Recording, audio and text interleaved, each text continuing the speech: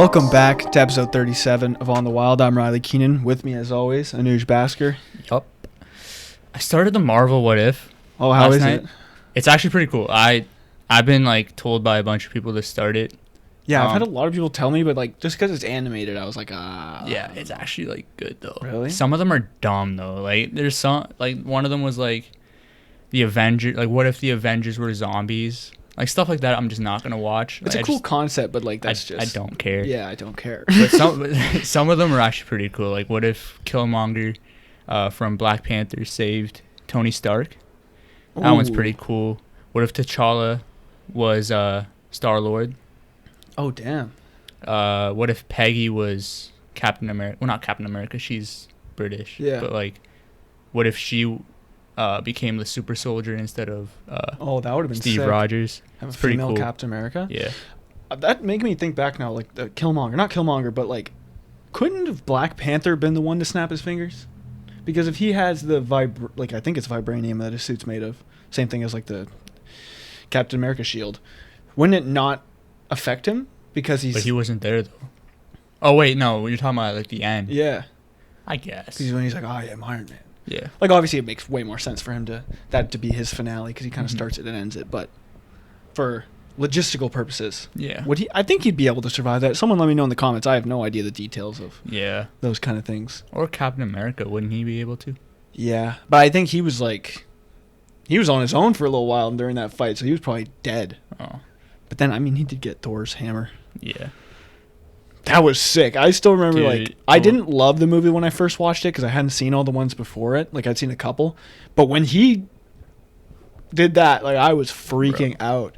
Bro, I remember when that happened because we saw Endgame together for the first time with another one of our friends. And remember when he picked up the hammer, everybody started apologizing. Everybody started cheering and clapping. I was like, dude, sit down. The movie's not even over yet. Sit down, please. Yeah, I do hate that at movie theaters when people talk. I remember seeing a clip of the Dark Knight ending. Yeah. And the whole time Gordon's talking about Batman, the crowd's clapping. It's I can't even hear what he's saying. Well, you're clapping at nothing right now. You have no idea what he's talking about. Literally. When I saw Infinity War, when the Captain America reveal, where he was where he catches the whatever it was. Oh yeah. Everybody gets up and starts clapping. I'm like, dude, we're half an hour in. Yeah, literally movie's barely started. Yeah. I remember a bad one. I went to see Black Klansman, the Spike Lee movie about the black cop who goes undercover in the KKK, and the movie ends. It's a great ending. It's very funny, and everyone's clapping, and then it's shows the United States flag, and then it flips upside down. I was in America when I watched it, so people were clapping at the flag, and then it flips upside down and shows real footage of some horrible stuff that happened in America, and people were still clapping. Oh my God. And I was like, God, stop. This is horrible. Stop clapping. Sit down. It was bad. But moving on to something I saw on Instagram. Some memes. Some of the greatest memes I've seen in a long time. They're pretty funny. The Drake memes. Yeah. We'll put a few on the screen if you're watching this. Drake's been getting ripped lately. He's got the memes. He's got the TikTok jokes going on about him dancing. But I'll read some of them. Drake is the type of guy to run when it says red light in Squid Games. I haven't seen Squid Games. But everyone's saying to go watch it. But everybody who has... let me know what that means, but... Yeah, I don't know. But this one's funny. Drake is the type of guy to say, don't mind if I do, when someone gives him a donut. Don't mind. I feel like Drake's the kind of guy that says yellow to answer the phone. There's one that's... Drake is the type of guy to say, use the magic word after you ask him for something. Great memes. Great memes. It's like dad jokes almost. Yeah, He's very that prototypical kind of guy. Yeah. I feel like.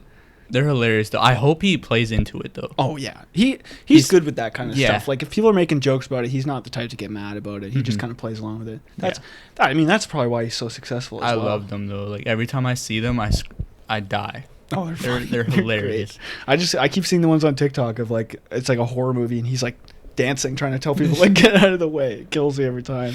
But staying on the topic of Instagram, you sent me something yesterday. Oh, yeah. About the Zodiac Killer? Yeah. I was in the middle of work, and my sister texted me they solved the Zodiac Killer case, which has been going on since the 60s. So at first I was like, there's no way. There's no way. Because first of all, the person's probably dead now. which they are. They died in 2018, but the guy's name is Francis Post, and they're saying that because he has the same like area of a scar on his head as the Zodiac drawing that was drawn of him like way back in the day, and he also was like linked to a murder like in that same area. And the last thing was the most important one. His name was mentioned in a cipher. Like those Zodiac Killer, if you don't know, sent like ciphers to newspaper editors for them to put in the newspaper.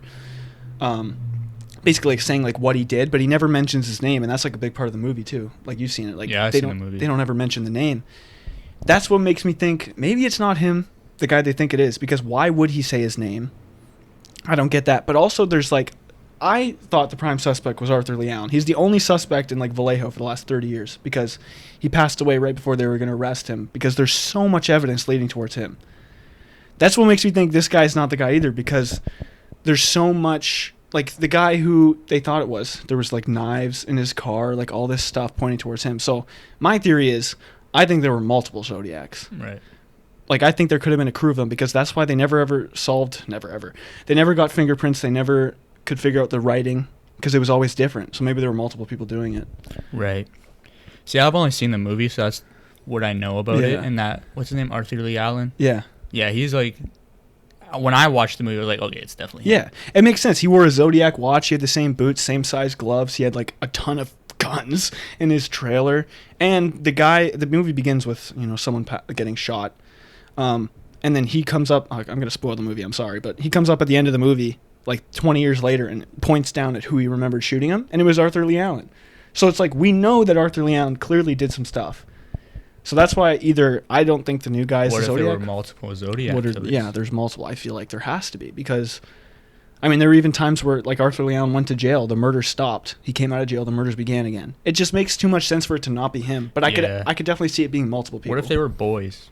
They could have been. Like, him and the person who they found who was the Zodiac killer. They very well could have been boys, because they were both very hidden, like, in their lives. And, like, Arthur Lee Allen's family even said they thought it was him. Damn. But, yeah, I don't know. It's tough. I mean, that case, at the end of the day, it'll never fully be solved, because both the guys that they think it are unfortunately, well, I guess fortunately, if they are the Zodiac, passed away. But it's one of those things we'll never know. But I have a question for you. It's completely unrelated to this. Yeah. But in horror movies, obviously you have serial killers like Jason. From Scream or Halloween? Yeah, isn't like Friday the 13th? Oh, Jason yeah. Voorhees. He had a mask on. Yeah, the hockey, whatever. Are there any serial killers in movies? I'm blanking. There's a bunch, yeah. Yeah, well, yeah, there is, but I don't remember names. But yeah, I don't know names. But, do you think they like judge people when like let's say it's Jason, because he like comes like he surprises people and kills them, right? Jump scare. Yeah. And they're running away. Yeah. Do you think he's like, are you dumb? Or like his thought process while it's going on? Are you dumb? I've never thought about that before. I mean, like, you're hiding over there. I see you. Yeah, he's like, I see you over there. What are you trying to do? I guess. Or do you think he's just like trying to kill people? I think like there must be like, if you're a serial killer, it's got to be a rush for them. So I feel like in the moment in their head, they're like, it feels like they're on a fast break in the NBA about to dunk. Like that, them about to dunk is like them about to kill someone, I feel like. So I don't think there's a lot going on in their head. Mm-hmm. But I'd be so interested to see like the brainwaves of like a serial killer when they're about to do it, because like, what are they thinking? Yeah, are you kidding me? Is there like a last second moment of like, oh, should I really be doing this? And then they're like, nah, this is sick. Like, I don't know. That's such a weird. How'd you think of that question? I don't know. I saw it because I was thinking about. You sent me that. And I was like thinking about it. I was like, do they think or like? I don't know. Maybe they do. I don't know. We're taking a dark turn on this episode, but very dark. Going to the MLB, because we wanted to talk about the Blue Jays. Oh, yeah. We got our boy Vladdy up. The boy.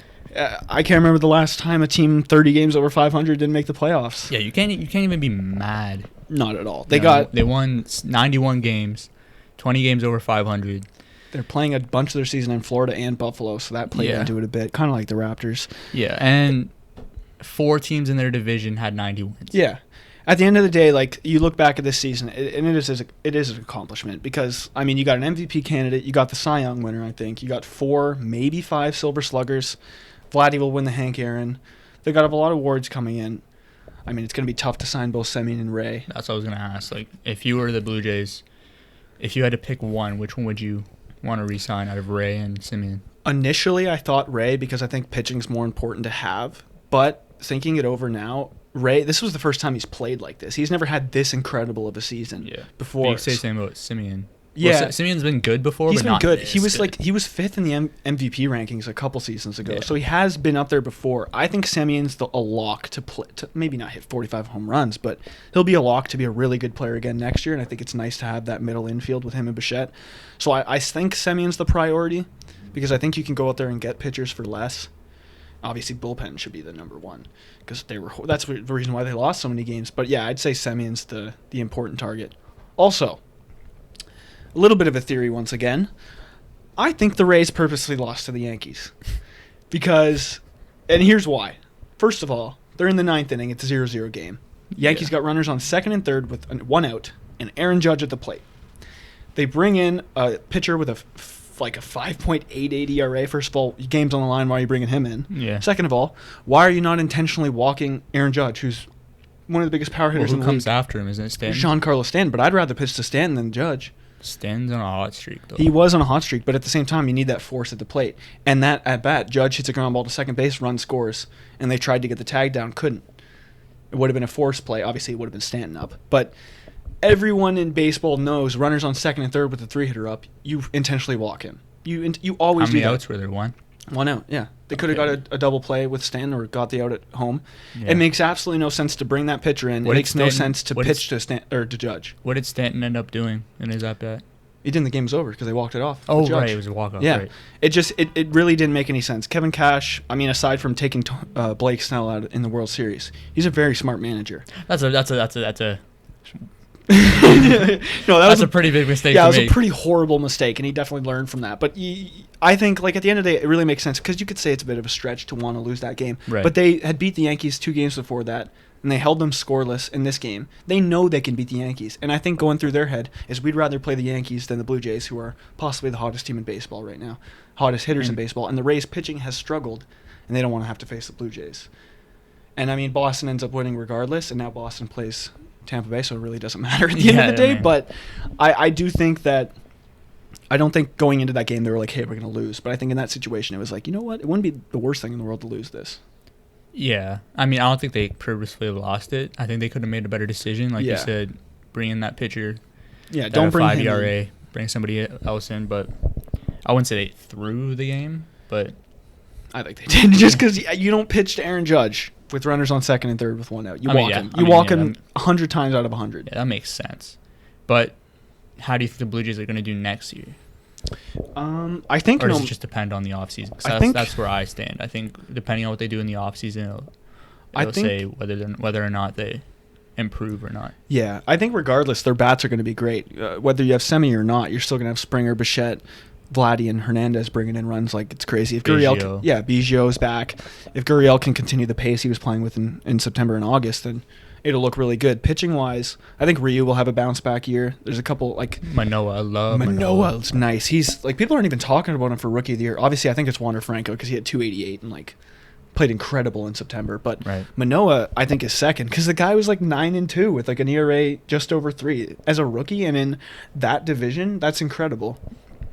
But yeah, I think the Jays will be good. I think they need to work on their bullpen. It was pretty horrible this year. Mm-hmm. Get another starter in the lineup. Maybe go out and try to get someone like Scherzer. It'll be super tough. But but give an effort. You know, this team can.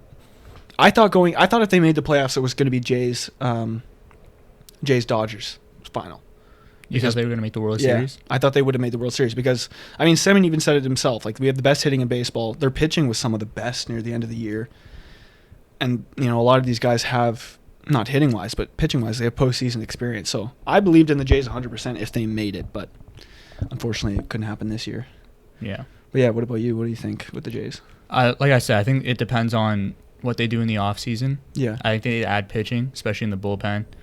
I think, like, their hitting, like you said, like, their hitting is going to be good regardless. So I wouldn't be worried about that. But I think they add pitching. I feel like they've always needed pitching. Yeah, every single year they've needed pitching. So get some pitchers, and I think Simeon has a chance to re-sign. Yeah. But I've been telling you for the longest, like, I think the Yankees are going to try to get him. Oh, they're going to throw a whole lot of money at him. They're going to throw a lot of money at him. Yeah. Because it just seems like every time a good infielder comes up, they want him. Yankees scoop him. I remember DJ LeMahieu. DJ LeMahieu. That was a massive one. Yeah. Yeah, they're going to. And it goes all the way back to Alex Rodriguez. So. Yeah. Yeah, the Yankees are going to make a huge push. I'm sure the Dodgers will try make an offer as well. I don't know if Trey Turner. I think he's there long term. I'm not 100% sure, but they also have Corey Seager. And Justin Turner. They're third. stacked. They're so stacked. And what a game against the Cardinals last night. The walk-off home run from Chris Taylor. Mm-hmm. It was nice to see Scherzer and Wainwright go at it. Kind of, I feel like one last time. Like, Wainwright will probably be back next year, but I swear he's like 40. Been around forever. I know. Like, I swear he's like 45. But I think I'm thinking of Carpenter because they were there kind of at the same time. But for both of them to be able to be pitching so well, I think they both went like 5 innings with only 1 run given up. Still pretty impressive. I think Scherzer's like, I think he's a top 3 pitcher ever. Just his ability to strike guys out. And he wasn't necessarily in a great situation before, but he always was able to find wins, and his ERA has always been pretty great. Mm-hmm. Transitioning over to the NFL, though, I know the Cardinals beat the Rams in pretty convincing fashion. Yeah. I still stand by my pick of the Rams being number 1 ranked. So do I. I think that the Rams... I think that game just proved that the Cardinals are better than everybody thought they were, including myself, because like last week we did our power rankings. Yeah. And I said I didn't put the Cardinals in the top 5 because they struggled against Minnesota and Jacksonville, which they did. But I think this game proved that they're for real. Yeah. And that the NFC West now, to me, comes down to them and the Rams. Yeah, because even though I think the 49ers can compete, having a rookie quarterback and having 2 of your running backs injured is going to be so tough to come back from. Yeah, I don't think the 49ers are as good as they were a couple years ago. I think they've fallen off quite a bit. And Seattle, they have Russ. We'll see what they... I just don't like their roster. Yeah. It's tough to... Like, you want to pick them because they look like a good team, but at the same time, if they fall off the wagon a little bit or if someone gets hurt, all hell could break loose with them. Yeah, so I just don't like their roster top to bottom. Obviously, Russ is still the best quarterback in the division. Yeah. Even though Stafford and Kyler Murray are off to great starts. Mm-hmm. Kyler Murray is the MVP so far. Yeah. But I don't give them much of a chance to win the division this year. Maybe they could be 500. Oh, you can't even be 500 this year. Yeah, you above or below. But I mean, I said it back when we did the divisional predictions. I had the Cardinals as the last place team in the division. I said they were all going to be above 500. Yeah. But that makes me look pretty bad. And then last week I said the Cardinals were on my bubble. I said I don't think they're ready yet. And then they beat the Rams. So I'm not sleeping on the Cardinals anymore. Yeah. So, I didn't have the Cardinals or the Bills in my top 5. I put them in. I take the Browns out. I would take the Browns out too. I would as well. Just because they've looked kind of bad on offense. Offensively, defensively, they're great. Oh, yeah. Defensively, they've been shut down the last 2 weeks. I think they've only given up 13 points over the last 2 games. But, offensively, I mean, Baker's looked pretty bad throwing the ball. He's overthrowing a lot. He had OBJ for a 40-yard touchdown. I saw that. Missed it. He had Njoku and Hooper in the end zone 2 different times, overthrew them. So he needs to get things together. I think he's got a shoulder problem right now, but at the end of the day, you got to be able to make those throws. Yeah, and it's not his throwing shoulder; it's his left. Okay, yeah, I think it was from that week 2 when he tried to. He threw the pick and then he tried to hit the guy. Yeah, I think that's still bothering him. Apparently, OBJ's been hurt for the last 10 years and he doesn't want surgery. But I mean, I guess get surgery when you're not in the Browns. Just do that. Mm-hmm. I don't know, but whatever's best for him at the end of the day. Yeah, I mean, it's his body. He wanted to be healthy. Yeah, whatever he's comfortable with. But yeah, but quickly going back to the Bills-Chiefs thing, because I had the Bills 3rd and Chiefs 4th. I think you'd have the Bills on your list now. I had the Chiefs at number 5. I don't know who I would take out, because Dallas looked great. Yeah. You'd have to put Arizona in now, I feel like. Yeah, I'd put Arizona in. Right now, I'd probably go Rams, Bills, Arizona? I'd put Arizona. I'd put Kansas City 4 because I still believe. They might be struggling a little bit, but I still fully believe in them. And then 5, Dallas. Oh, I don't know. It's tough. There's so many competing teams right now. I'd have the Rams. Probably put I don't know. So I don't want to take Tampa Bay out top. Oh my God, I totally forgot about Tampa Bay. Yeah. Because I know they struggled a little bit against New England, but I feel like that had a little bit to do with the fact that it's in New England and they're buzzing to beat their old quarterback. And the conditions. Yeah, it was raining pretty bad. Really Didn't hard. Have Gronk as well, which they still have a plethora of weapons, but yeah. But who do you think, like Chiefs and Bills, they're playing Sunday night. That's going to be a huge game. It's going to be a dogfight. I think the Chiefs are going to take it. You think so? Easily. Easily? Yeah. Ooh. For the first time in my life, I'm going to bet against Mahomes. I'm going Bills. Bills Mafia. I got too many Bills fans that are friends. I don't think the Bills are... Like, they're obviously a great team, but I don't think they're as good as a lot of people are saying they are right now. Yeah, I don't think. I know, like obviously they've shut out 2 teams in the last 3 weeks, but who they shut out? Houston. It was Houston and was it Miami? Miami. Yeah, and then they gave it 21 to Washington. Who have been pretty good offensively this year. Maybe Atlanta last week. Yeah, I mean, I'm gonna take the Bills because I think they're more competent defensively. I think the Chiefs' offense is better at the end of the day, and I'm not saying defense because of what they've been doing the last couple of games. We just know, like comparatively to the Chiefs, their secondary is a hell of a lot better. Their pass rush is pretty solid. I think the Bills take this one, but it should be a really great game. Obviously, there's another great one tonight.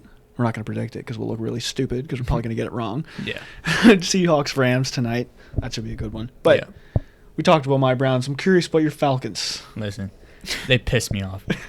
It all goes back to the draft, or when they hired Arthur Smith and Terry Fontenot. They said all the right things about like build for now, but also build for the future. So that would make you think like, oh, are they going to take a quarterback in the draft? They take Kyle Pitts, which is like I wouldn't have. And to this day, I still think they should have taken Justin Fields because Justin Fields, regardless of how bad Chicago is, I think he's going to be a great player. Yeah, and he'll be in a much better system if he was in Atlanta. Exactly. Sit him for a year, take over next year, and you have your quarterback for the next 15 years. Yeah. And you get a lot of money off your books, too. Now you have a tight end. Yeah. Who hasn't even done much so far. They don't even give him the ball. They literally target him. I think they targeted him 9 times one game. But other than that, they're not targeting him like that. Yeah. And he hasn't made that big of an impact when he has gotten the ball. Like obviously, I think he's gonna be a great player because like from what I've seen, he's very sure-handed. But you don't risk the next 15 years of your franchise when that guy is right there. Yeah. For a generational talent, because you can get a tight end in the 3rd round. You can get because Travis Kelce was what, a 3rd round pick, 2nd round pick. Kittle was a 5th round pick. Darren Waller, I know he had some personal issues, but he was a 6th round pick, I think, or was he undrafted? I don't remember. I think he went 6th or 7th round. He was in the 6th round. But Kyle Pitts doesn't solve your problems going forward, because now if you drafted Justin Fields, you would have hope for the next 10 to 15 years, even if you struggle this year. But now they suck. Yeah. And you have no hope for the next 15 years because next year the quarterback class isn't as good as it was this year. And you'll probably have a higher pick than you had last year. Exactly. They're not going to be in a top 5 situation like you were this year because I think they're going to win a couple more games. Yeah. I think they'll be... They should beat the Jets. I don't even know it. Calvin Ridley's not playing. Yeah, that's true. Russell Gage isn't playing. I don't know. They suck. It's that simple. Yeah, it's tough too. Like the defense has not changed at all from last year. It's the same thing, bro. Yeah. Like you bring in a new coach, you would think things would change, but then you blow a lead to Washington. It's like, okay, I've seen this for the last 3 years. Still baffles me that they gave them the ball back. Too conservative. They throw a screen to Mike Davis with 2 minutes left in the game on 3rd and 8 instead of the guy who scored 3 touchdowns already. Yeah, he wasn't even in the game. You go to Cordero. He wasn't even in the game. Yeah, that's pretty bad. I mean, are they trying to win? They're trying to win. They should be. They're trying to win. They just can't because they suck. It's crazy because like they looked good in that Buccaneer. Obviously, the first little bit it looked like it was going to be a blowout. Yeah, they looked good. They came back into that game. In the 3rd quarter, they looked like a really good team. Mm-hmm. Last week, they beat the Giants, and I was like, okay, defense played really well. The offense played good when they needed to, but overall, it was an game on offense. And against Washington, the offense looked great. They exploded initially. They looked great, and then they blew it. Yeah. Like they do. That's tough. Being a Falcons fan sucks. They suck. Yeah, it's got to be one of the worst situations you can be in sports because I mean, I'll bring it up now. People are always going to bring up the number. The Super Bowl. Yeah. And I mean, there were so many years where it looked like, okay, this could be their year to pull through. 2012, they were the best team in the NFL. Yep. Blow a 17-point lead. Matt Ryan won MVP that year, right? No, 2014. That was 2016. 2016. 2012, they lose to San Francisco in the NFC Championship game. In 2010, they lose to the Packers in the divisional game. They went 13-3 that year. 2016, obviously, going to the Super Bowl, and they blew the 28-3 lead. Then the next year, if Keanu Neal didn't have his knee up like this, that caused the catch that led to a field goal. They would have been going to the NFC Championship again. They just bad luck. Not even bad luck. They're snake bitten. Yeah. Let's move on. Yeah, I guess where can we move on? One of the conversations we were contemplating not initially having because of the whole vaccination situation. Oh, Kyrie. But yeah, we're gonna look at it in managerial terms or Yeah. from a managerial perspective. If we were Sean Marks. Yeah, where are you at with Kyrie Irving right now? I'm kind of looking at it from Shaq's perspective. I think you trade the guy. But here's the thing. I've read so many things that said that if the Nets trade Kyrie, he's retiring. I've read so many articles that have said that. I hate to say it, and I think the guy does get a bad rep, but just retire. Just retire. You don't seem like you really care about the league or the people. Like, I get there's moments where you need time off, but if you don't vocalize that you need that time off, that's initially bad. So I've seen so many things about, like, he either wants to play with KD or he doesn't want to play at all. Yeah, it's 'Cause it's like the whole thing about leaving LeBron was to branch off on your own, but then you're going to hold KD's leg the whole time. Yeah.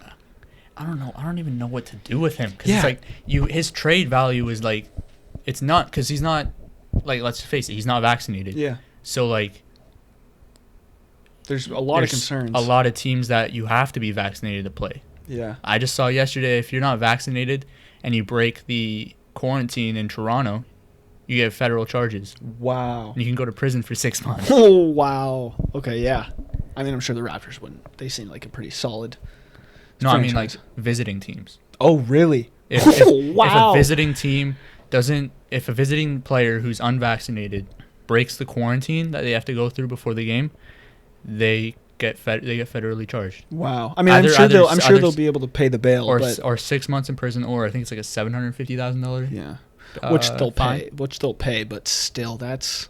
I mean, honestly, I don't disagree with it because you got to get these like. At the end of the day, it's your body. You can choose whether you're not when you want to get vaxxed. But if you're playing in this profession where you got to travel and you're hands on all the time with the ball, other guys are touching the ball, you're sweating profusely, you got to get vaxxed. That's you have to come to that circuit. That it's decision. hard to tell people that, but like the NBA is a privately owned company. Yeah, you're getting or paid a business. lot of money. Yeah, like Like- it's $1 billion enterprise. Yeah. Like I don't know. It's a tough thing to talk about because like, who are we to tell somebody like Exactly. get vaccinated? But at the end of the day, that's the only way that You're gonna the be able to NBA play. sees that their business is going to flourish. Is Yeah. that or like suspended game? Like nobody wants to have any suspended games anymore, Mhm. like we did last year. Like I think the Wizards went 2 weeks without playing. Yeah. Nobody wants to see that again.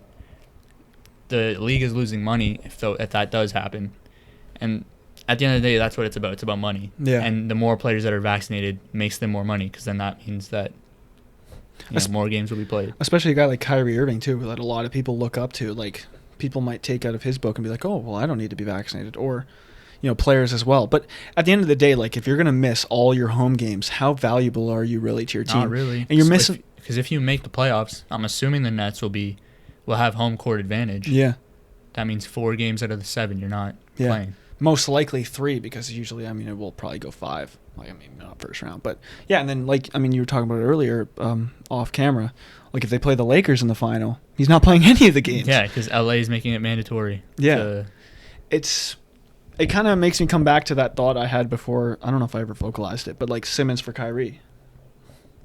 That could work out for both sides. Like if Kyrie. But does Philadelphia want to deal with Kyrie not being Exactly, vaccinated? that's the problem. But like Kyrie and Embiid together, like that would be That'd be crazy. lethal duo. I think it's hard to say about for the Nets, but I think it makes both teams better. I think it in a does way. too because it makes the Nets more concentrated. I feel like, and with Simmons, like you're gonna get that defense. That's so needed defense that you need. Mm-hmm. Wow, that was a bad sentence. I swear we always have one of those in the episode. I've had a few in this one. Yeah, but yeah, like imagine adding Simmons to that defense. He can take the number 1 guy on whoever's team. Yeah.